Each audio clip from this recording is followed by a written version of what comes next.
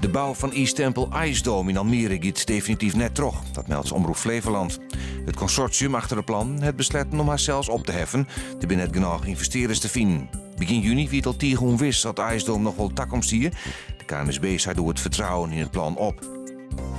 Bij het distributiecentrum van supermerkketen Lidl op het Jereveen is vermoedelijk een 58-jarige vrachtwagenchauffeur uit I om het leven kwam. De chauffeur is elke dag net goed worden achter het stuur. Hij reed terug het hekwerk en ramde daarna een auto, waaruit de vrachtwagen in de gevel van het Lidl-gebouw ombotste. Het record van de langste concertrieren op een vrouw, dat de organisatie van Sirius Records in december vliegen hier in Ljouwert Helliboer, is misleren. De organisatie heeft net ontoonekend dat er op zijn minst 10 betellende bezoekers bij de optredens wienen.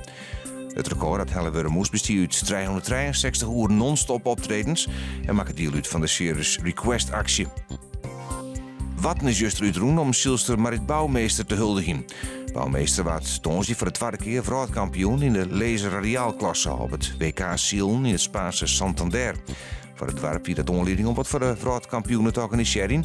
Onboord van een scootje waar dwaalmeester het dorp invingen. Joen en vannacht droeg mijn opkledings, het wordt een graad als njochen. Morgen droeg en zinneschien waar, het wordt dan 17 graden en er zit een matige en vrij krachtige zuidwestenwind.